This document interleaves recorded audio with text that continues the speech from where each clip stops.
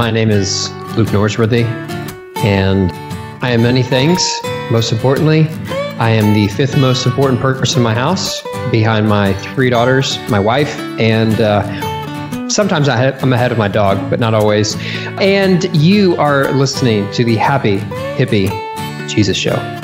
All right. Thank you. See, Jeremy, people are learning how to say the title of the show. I like how he slowed down and emphasized each word. Made me feel important. That's what I was going for. I want you to be important, Jeremy. I mean, that's nice, because I'm also the probably fifth or sixth most important person in my house, behind my wife and my two daughters, both my dog. I might be ahead of the fish some days. Good for you, man. But not always. I mean, it's a goal to have. It's aspirational, if nothing else. I'm just happy when they let me in the house. So there you go. Jeremy and I have been having an argument for a while, and we generally bring our guest into it. Some guests refuse to play. Good. Peter Ian's refused to play at all, but will you play with us? Because our argument is that Jeremy likes to leave Jesus stuck in 33 AD, and he doesn't want Jesus to be anything but a rabbi. And I say that Jesus can be many things, including a hippie. Do you think Jesus is a hippie? You know, I grew up with a father who liked himself some hippie music. And I still remember, I don't know what the words mean, but in a Garden de Vida, which I believe is some sort of hippie music that I don't understand. And I would like to think that Jesus would not be singing that music. I would like to think that Jesus probably didn't smoke a lot of weed or, like live in a van. But think about the kingdom of God is that there are people that you're not going to expect to be in it who actually appear in it. And maybe one thing that's unexpected about the king of the kingdom is that he's more of a hippie than I would give him credit for. All right. So I'm calling that a win. Are you calling that a win, Jeremy? That's a win for me. I'm calling that a tie. I'm calling that a tie. That's hippie math right there. So, Luke, tell me a story. It can be from your own life, from the Bible. You can just make a story up about a short guy named Bill. I mean, whatever you want to do, but just tell me a story that illustrates a little bit about how you understand Jesus. So any story I want, I can just tell a story. Absolutely. You're the guest. You get to do what you want. I mean, honestly, guys, I do like stories. It's one of my top 20 favorite things in the world is a good story. I could fashion a story. I could create one ex nihilo, but I feel like the Bible's done a really good job with stories about Jesus. And I think specifically Jesus tells stories about Jesus that are probably going to be far more nuanced and erudite than what I could conjure up myself. And so maybe I would tell the story about a Good Samaritan. And I think that story probably is about how Jews are supposed to be nice to people who aren't Jewish. But I think it's also a story about Jesus, that in some ways, he's the one who rescues us when we're down in our luck and other people want to pass by. Yeah, I think that's kind of the love that Jesus wants us to experience. And Jesus, of course, is God, and God is, of course, what? Love. There it is. Yeah. So Jesus is the one who rescues us when we're down on our luck. Yeah, I mean, I think that's a pretty surface read on the story that I don't think gets into maybe the intended nuance and complexity of it. But you could go read some A.J. Levine, who wrote a book about the parables, and she's going to call that a story that might help us today conjure up, a religious American Christian getting a little help from the unexpected Middle Eastern Muslim. And that might be how we would see it today, or at least maybe 10 years ago. But, there's a lot of ways to read it. And who am I to reduce Jesus to just one meaning? But yeah, that's a good one. I would add to the collection of interpretations of it. I can certainly get on board with a Jesus that's beyond our ability to explain, or we can interpret in more ways than we could imagine. Yeah, so that's cool. So I tell people all the time, me and Bill both grew up in a Southern Baptist church, and now we're Methodist pastors with a show about Jesus being a hippie. So we've been on quite the faith journey. Why don't you tell us a little bit about your faith journey and how that kind of ties into where you are? I've never been on a podcast until just a few minutes ago about Jesus being a hippie. So this is a new experience for me. Nor have I ever been a Methodist, but I have spent some time preaching in a Baptist church, specifically a Tuesday night interdenominational college worship experience that I guess tied me somewhat to the Baptist world. But I grew up in not the Baptist world or the Methodist world or the hippie world, but in the Churches of Christ, which doesn't allow long-haired hippie freaks, which, Bill, I'm not calling you a freak, but you definitely are long-haired. Yeah. And we also don't allow guitars. So or the word pastor. So those are words that we typically don't have in our vernacular. And that's the world I grew up in. Now, since then, the Churches of Christ have added guitars in some of their churches, but we have not added the title pastor. And Churches of Christ have been my home. It's where I'm a part of a community of faith now in the Churches of Christ in Austin, Texas. And it's been a home for me that has treated me well. I've grown up. I've changed. I've kind of gone off and I've come back. And I am where I am now. And I couldn't have done without the Churches of Christ. So thanks, CFC. Your new book is about your journey in faith quite a bit. And you talk a lot about doubt and you talk a lot about what is good. It's a good read, by the way.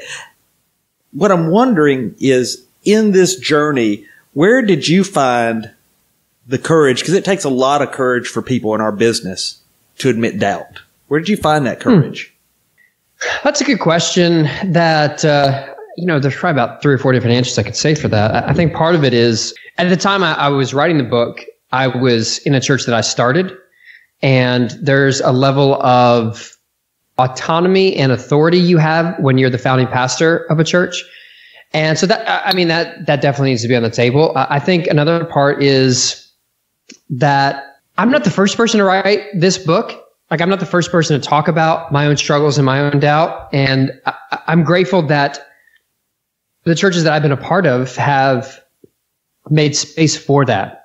And that there have been people who have been that great cloud of witnesses who've gone before me and talked about their faith in honest ways. And honestly, I wish I could say that I wrote the book with the hope of like helping other people, which, I do hope that happens, but it was more me trying to make sense of my own faith. And the book wasn't this great manifesto on how doubt is okay, but it was more me trying to make sense of my own faith. And I can't be honest and authentic about what my faith journey has been if I don't include, the substantial role that doubt has played in getting me to question and then ultimately getting me to move forward and to grow in my faith.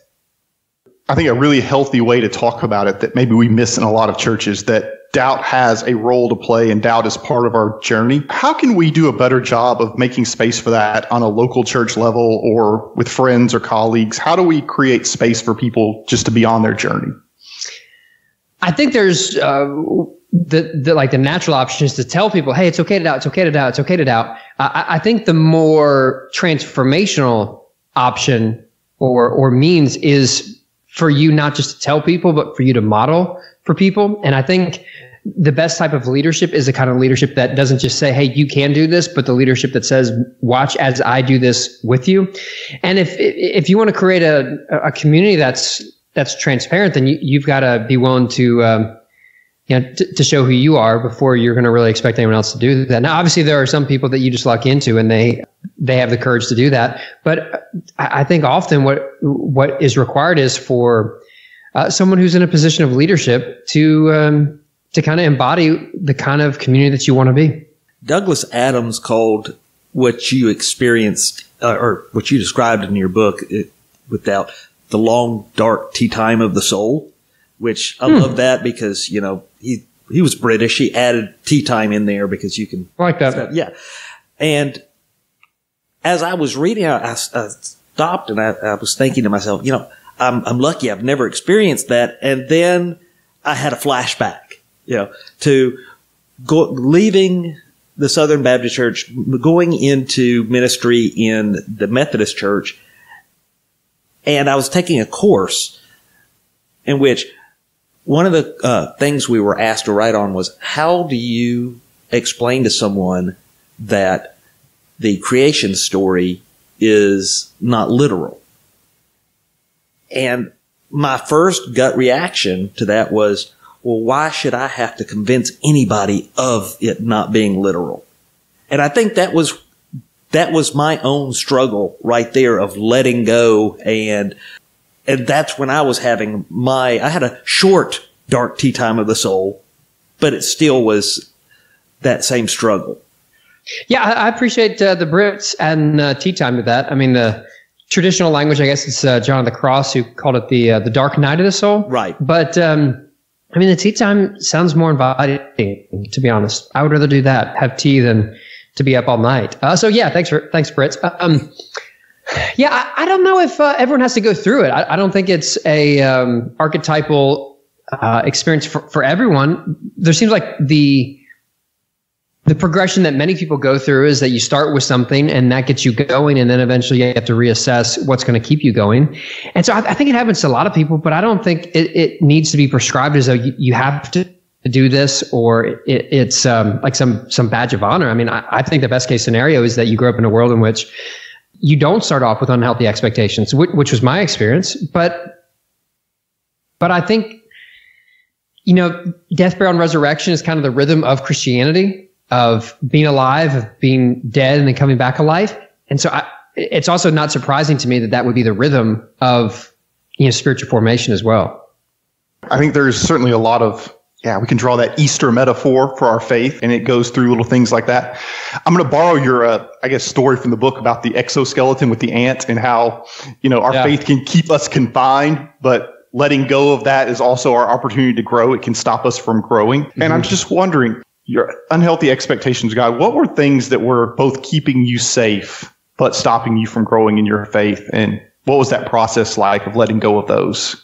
Well, Jeremy, I think your tag team partner Bill's previous reference to the creation stories was one place to start. That for me, having the Bible as this very nice, tight sort of tree that you just open up and you just read one word, and it's the words you need. In some ways, it's kind of like the Christian equivalent of a Ouija board, that it's just going to say exactly what you need for whatever moment, and you can copy and paste it into your study. Like, that was really helpful for me, and it gave me a sense of confidence, and it seemed like the footing that I was standing upon was pretty solid. And for me, what I needed as a 16-year-old kid or 15, 16-year-old kid who started reading my Bible every day is I wanted to make sense of the world. And as someone who's 17, 18, 19, 20, preaching every week, I was looking for something to kind of make sense of a world that didn't make sense to me. And the Bible was that. It was a great start. It was a great foundation.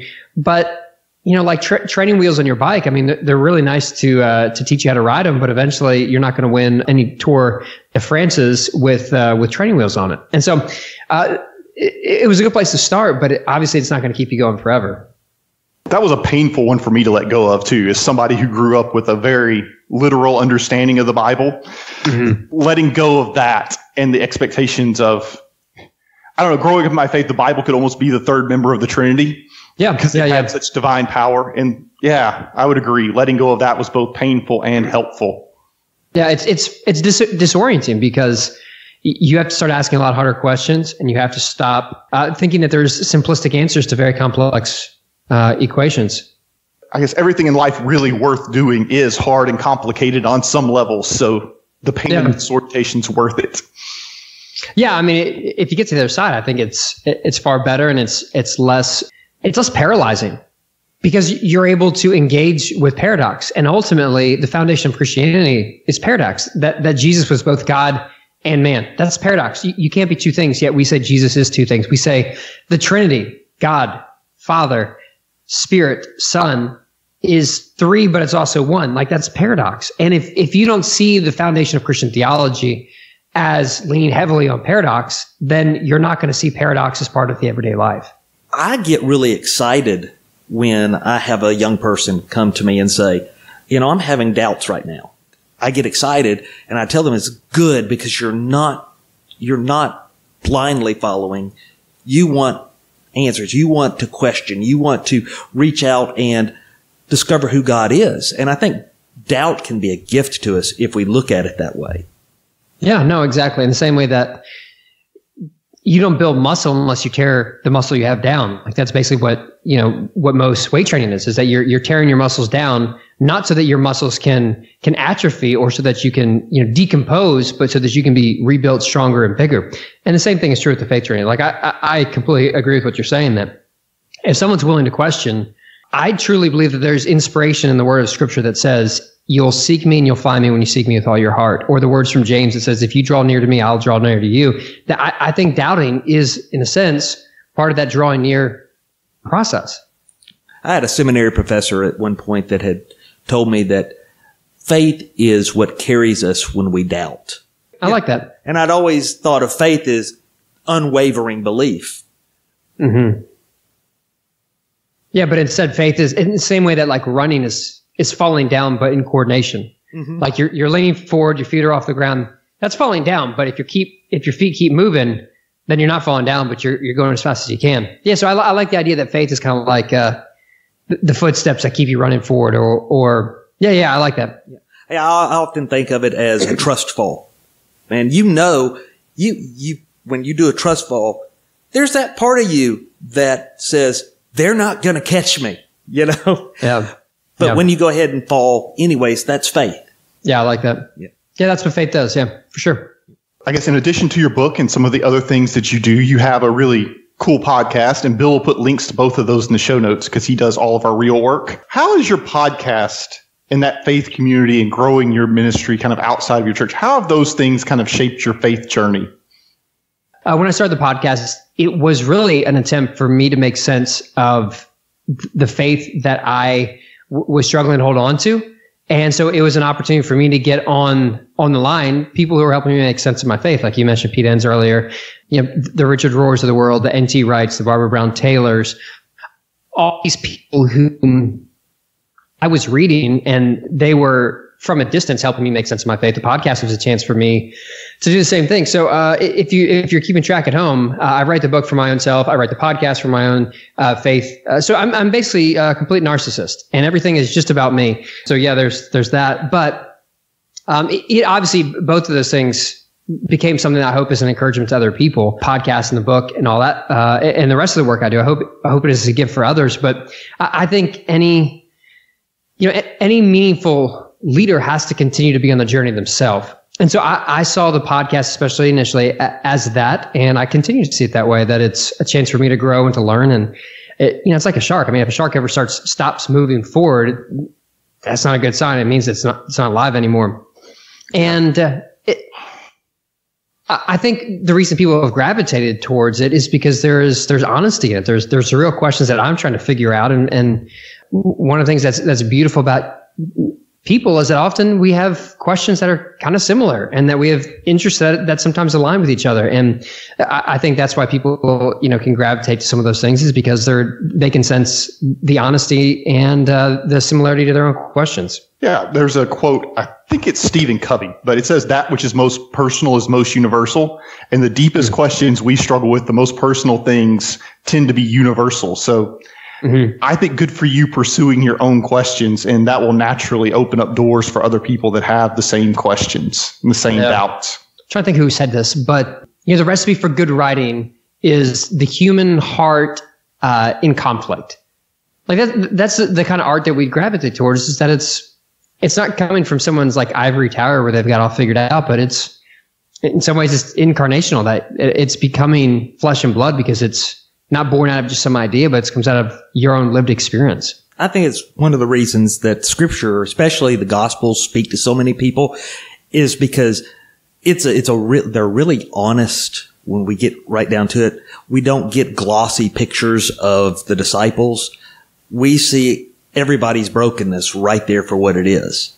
Yeah, I mean, you'd think that if the Gospels were truly doing, some good puff pieces for Christianity, that Judas wouldn't be in there, Peter wouldn't be so nearly flawed. You wouldn't have women making the first statement about the resurrected Jesus, because in the first century, women were not seen, unfortunately, because of patriarchy, as a credible, legal witness. Like, there's all these things that you find in the Gospels of, the early Christians telling on themselves, saying, the guy who Jesus said, I'm going to build my church upon, is the same guy that's cursing Jesus out in Jesus' time of greatest duress. So in some ways, what some people describe as like contradictions in the Gospels, where you have different orders of accounts. So you have cleansing the temple at the beginning in one gospel, and it's at the end in the other gospel. And Jesus says different words to people on the cross when he's hanging on the cross in different gospels.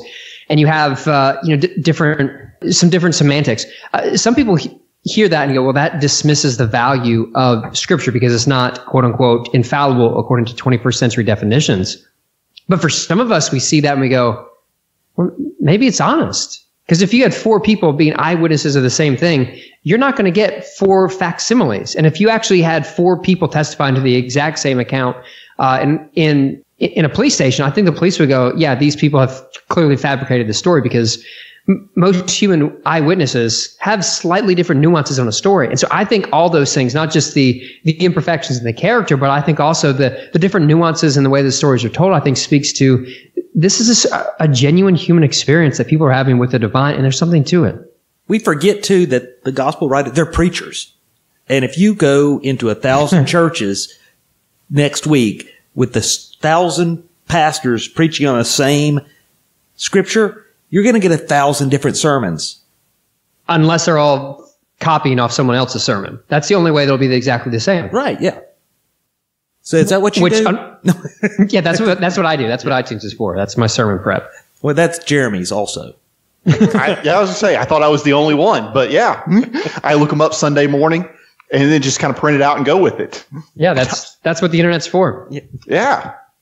I really question that just completely fell out of my mind. Was this about Bill's hair care? Because I think that's important things that your listeners need to know about. My hair care is a big part of my daily life, but I can see you've got some good hair too, just not as long. Oh, stop it. Yeah, I haven't been able to grow the kind of mane that you have on your head, but I appreciate you noticing the hair. I mean, it's a burden, but it's also a blessing, and that's what good hair does. I get that. Like Absalom knows all about. Yeah, I get that. Jeremy doesn't though. No. Well, his video's not up, so I'm not really sure what kind of hair he's working with, but I believe you, Bill. You're just going to have to trust me. So you have, I guess, 3 daughters, and I have 2 daughters, and Bill has a couple of kids. What do you tell your kids about Jesus right now? And how has that changed over the course of their lives? Well, my oldest daughter's 11, and so, I mean, compared to my 5-year-old, the stories are a little bit more nuanced there. The stories I'm talking about Jesus I'm saying Jesus is the center of everything. And what I'm wanting to do is normalize that Jesus is the guiding light for whatever unknown that we have. And Jesus is, the way to find the kind of life that we want to live. And so it's as simple as, what would Jesus say about you, how you treat that kid in your school, that in your class who has Down syndrome, that one of the kids is picking on, and how you treat that person ultimately needs to be filtered through the understanding of Jesus and how you want to, impress. I'm trying to use Jesus that way in terms of a more, like theological nuance of that. What I'm trying to do is I'm trying to lay the groundwork so that they have to deconstruct less when they become 18, 19, 20, 21.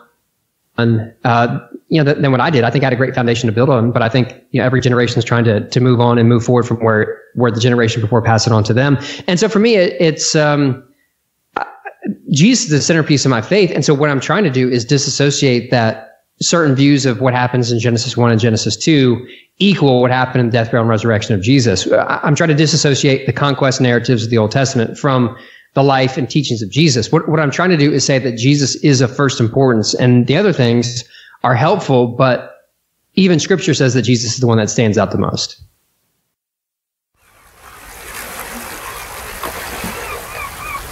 Jeremy, I'm on vacation. I thought that was a beach in the background. Yes, I'm kicking it, listening to the Happy Hippie Jesus Show. While eaten by sharks? No, I don't want to get eaten by sharks. Well, maybe baby sharks. Baby shark do do do do do do. Baby shark do do do do do do. And stop it. Just stop it. Stop it and go rate the Happy Hippie Jesus Show so that other people can find out about us. Go to Apple Podcast and give us what, Jeremy? 5 stars. 5 stars, and you can even say something nice about us. Like they're cool. Nobody's gonna write that. Oh. Yeah, I worked with kids for years doing children's ministry. And what I found during that time was most people don't give kids enough credit, especially when it comes to matters of faith. They've got a deep inherent understanding. And when we give them a little bit more credit and push them a little bit further, they just amaze us. Yeah. They say, hate isn't, it has to be taught. Hate isn't inherent in us. And I think some of the ways that we reduce scripture, we do that because we don't, well, for one, some of us just believe that, and that's okay. But others do that because we think kids can't keep up, or that would be too hard for them. But I think you're onto something, that we need to, give kids space for their ability to understand on a more complex level. Yeah, I mean, why just tell Noah as a story instead of helping kids wrestle? Well, why is this story important? What's it going to teach us? Yeah, and Jonah isn't just a story about a fish that consumes a person. It's more about the kind of hatred that's consumed Jonah's heart and how he wants to treat people. I think that's, they're deeper levels, and our kids are consuming stories and fairy tales and myths all the time. And I think they have a skill to be able to read scripture on a deeper level, not just literally, but literarily. And I think that would go a long way to preparing our kids once they get to 15, 16, 17 years old, and they get a little bit older, and they start to have these questions and doubts that you struggled with, because from the very beginning, they were wrestling. And by the way, Jonah is actually about the first all-you-can-eat sushi bar. Well, I've recently got into sushi, and so now I appreciate that joke even more. So well done. Yes. So there was one part of your book that just really resonated with me because it's my own issues. You said, I kiss controlling goodbye, and just talked about letting go of your desire to control things and moving to a deeper sense of faith. So just say a little bit about what that was like for you on your journey. Yeah, I hope people got the nice tip of the hat to I Kiss Dating Goodbye with that title. But I don't think that caused Joshua Harrison to renounce his ministry and all that. But, maybe it did. Who knows? That's a joke, in case you didn't get that. I think control is something that I continue to have to let go of. It's in small ways and in big ways. But I think the biggest one for me was having to let go of the idea that I can really understand God in a all-encompassing way, and I can't. And that didn't come easy, because a lot of what I was searching for, like I said just a few minutes ago, is that I wanted to understand the world, and if I could figure out God, that means I could figure out the world, and that means I could figure out myself. And to relinquish the sense that I am the one who sits in that sovereign throne who gets to decide everything, because ultimately that's what control does. Control says, I'm going to do everything that I can to make sure that I know everything and I'm in charge of everything. And what I think faith does is it lets go and says it doesn't have to be me. And I think our friend, the Franciscan priest Richard Rohr, says all spirituality is about letting go. And that's what, for me, control was. It was this thing of, I'm going to let go so that I can finally become who I think God has created me to me. And last time I checked, God didn't create me in God's, God wasn't created in my image, but I was created in God's image. And so I think that should let me know where my pecking order is. Yeah, we do a lot of times try to make God in our own image instead of the other way around. I mean, that is the joke, right?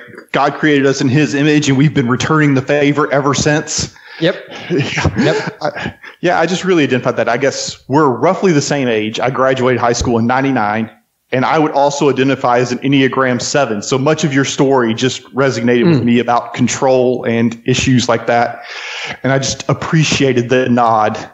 As a fellow Enneagram 7, I'm very honored that you would you'd be enthusiastic about it. So thank you. I'll see if this resonates with you as an Enneagram 7.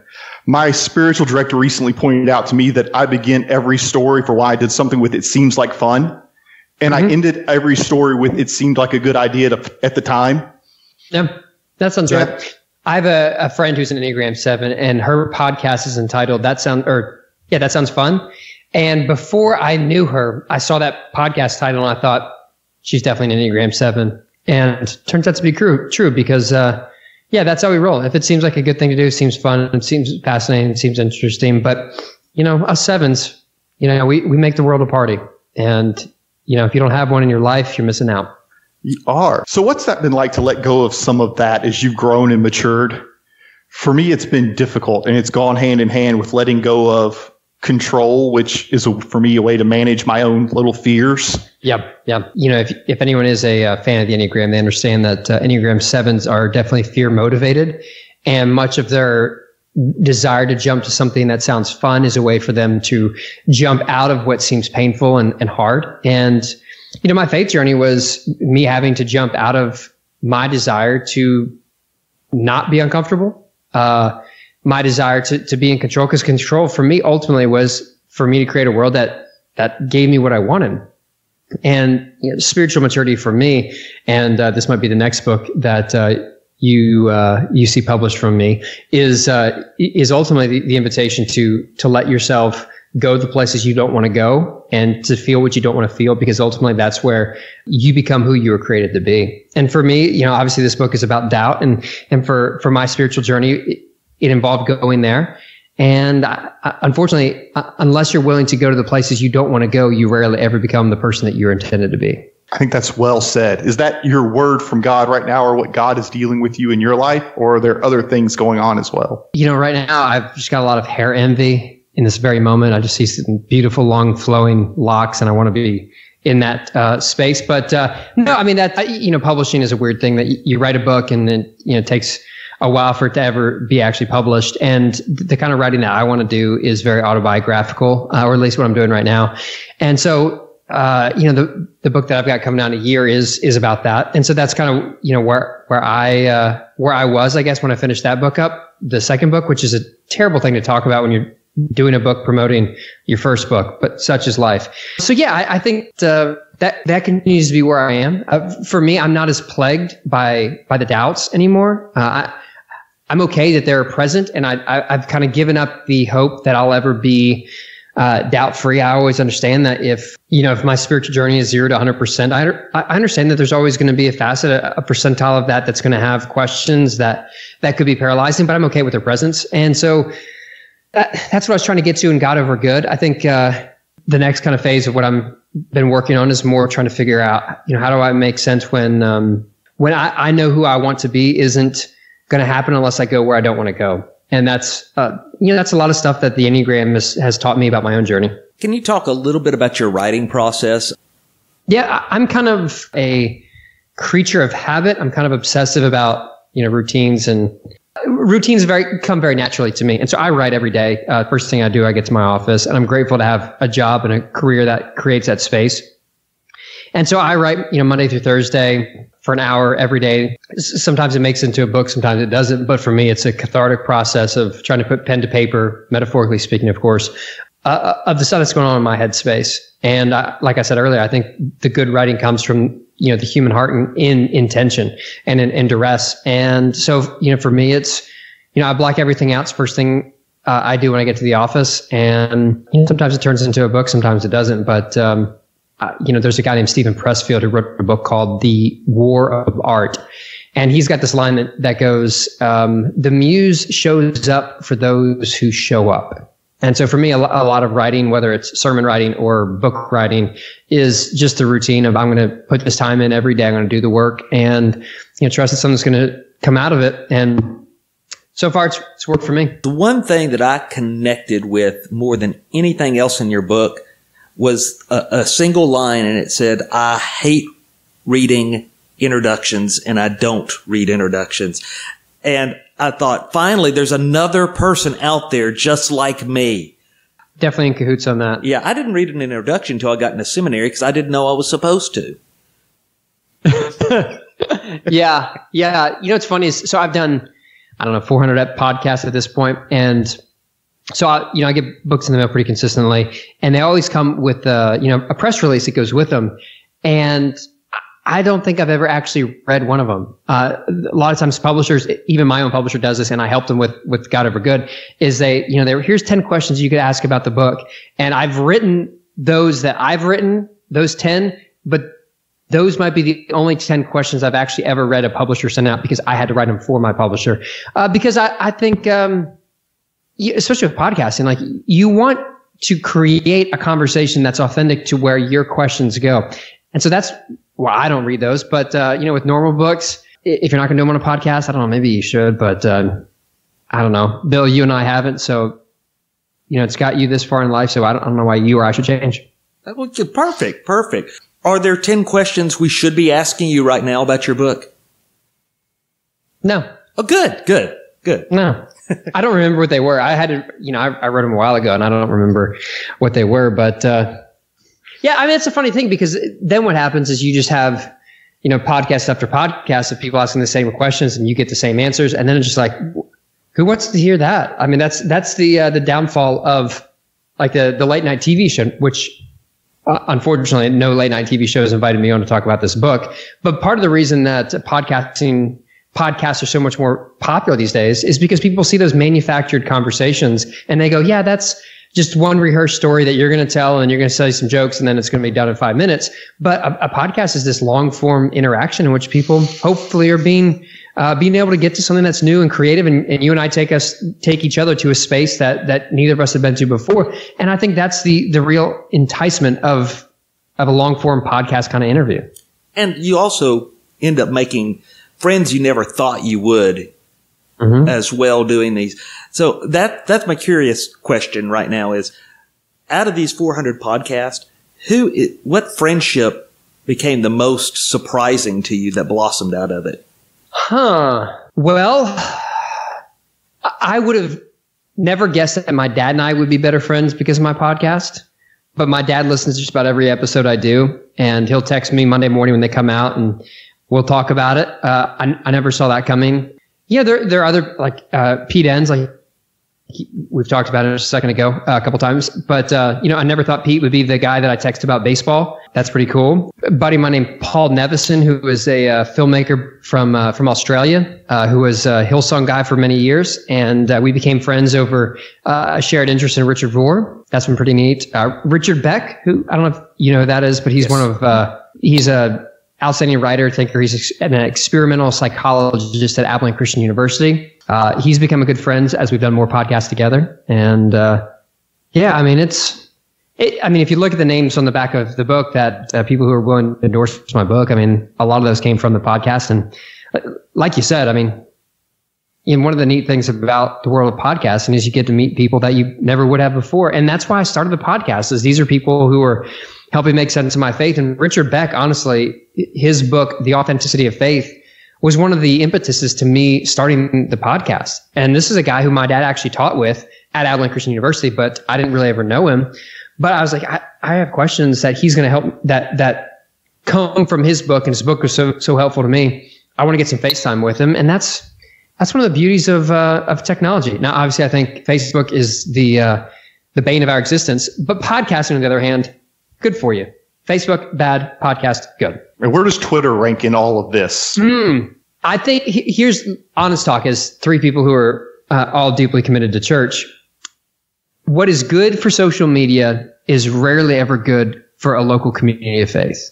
And what works well and what serves the church well never is good on the internet. Because the internet, especially Twitter, it tries to reduce complex arguments to 140 characters or whatever it is now. And it is required it is almost required to have an enemy, someone who you can vilify and say, I'm against them, and therefore you can build a tribe around my antagonism towards this person. I think Twitter is I like Twitter for learning about sports. It's great for that. But having real meaningful dialogue that people try to do on Twitter, it's a joke to me. You can't have a serious theological discussion. You can't learn. You can't have nuance. You can't have empathy. You can't have compassion. All those things are required for real community and real dialogue and real interaction and real growth. You can't have that on Twitter. Yet people are so thirsty for something that they take this crappy form of community and think it's legitimate. It's like people are so thirsty, and so they're going to go drink a Coke, as if a Coke's ever making someone less thirsty. What ends up happening is you become more dehydrated after you drink it. That was a little bit of a rant. So that's what I feel about Twitter. But the carbonation's good. Oh, yeah, sure. If you want to burp more, it's great for you. Yeah, I know. I feel the same way. I just can't summon the energy to get onto Twitter and just to care. Why would I want to be involved in that conversation? It's not impacting my life in any way. I was going to say, why am I going to let my feelings for the day be dictated by something that some guy sat down on the toilet and typed out? I don't want that. It literally is a crappy thought. And And that crappy thought somehow is going to take up my headspace. Now, I think there is a way to do Twitter that I think is fine. If you understand that the limitations and accept the reality of what it is, but I don't think people are. I think people are willing to overstep the limitations of Twitter because of what it can give them. And ultimately, it's not going to give you what you need, but it's going to give you what you feel like you want in that moment. And what ends up happening is we have this outrage society, and we're always angry at people. And what I'm trying to do as a pastor is I love that my church is politically diverse. And I want people to see that, no, you aren't just the diatribes that you're throwing at each other online. You're actual human beings that are going to gather around the sacraments of the body that was broken, the blood that was shed, and that should trump whatever sort of social media conversations you think is a real interaction. Yes. And I think this rant ties well into your second book when you talk about the things that we need are often the things we don't want to do. We might think we need Twitter, or we might think it's fun, but it's not good for our soul in any meaningful way. Yeah. So the title of the second book is Befriending Your Monsters. And I think I don't want to befriend the monster of Facebook ever, but maybe I should have. Who knows? Maybe that's the third book, is how to befriend the monster of Facebook. I run my church's Facebook page, and that's the extent of my interaction. I wish people happy. I can't even. See, that's more than I'm willing to do. I'm not willing to even invest into the happy birthday parts of it. But so, what projects do you have going on right now, or where can people find you or stay in touch with you? Whoa! Bill will put links. You missed the most important question of the entire podcast, Jeremy. No, we're going to land that question. Oh, okay, we're going to go out with it. Well, I'm curious now as to what this question is. Where can people find me? I would prefer people just to find me online. Don't literally track me down where I live in Texas. That might kind of freak me out a little bit. Yeah, I serve a church, Austin, Texas. That's the main work I do.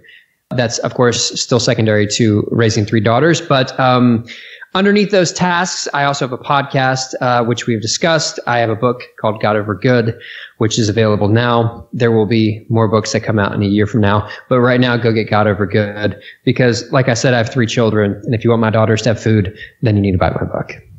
And it's a pretty good read. Yeah, I mean, that's a secondary benefit. But the main thing is about my kids being able to eat their food. Kids do like Go ahead, Bill. All right. Most important question of the podcast. What's Richard Rohr's cell phone number? It is 555. No, 555. Yeah. No, actually. 5500. Actually, the most important question that we end with every week is, what's saving your soul right now? What is saving my soul right now? A great question. And I'm going to quote a lady named Barbara Brown Taylor, a great priest from the Episcopal Church. And she would tell us that we don't ever lose control, but we lose the illusion of control. And I think that is saving my soul right now. Along with Halo Top Ice Cream. They have a special seasonal key lime pie flavor, which is just really amazing. So those are the 2 things. Letting go of control and finding good ice cream. Awesome. So we really appreciate you being here with us. It's been a lot of fun. We look forward to the books coming out. Well, Bill, Jeremy, my brothers in Arkansas, I do appreciate you giving me the time. I wish you nothing but the best. I hope the world of Newport and Hot Springs treat you with love, kindness, and charity, and celebrate the hippie Jesus that you guys are proposing and promoting to the world. Yeah. Thanks, Luke. It's great to talk to you.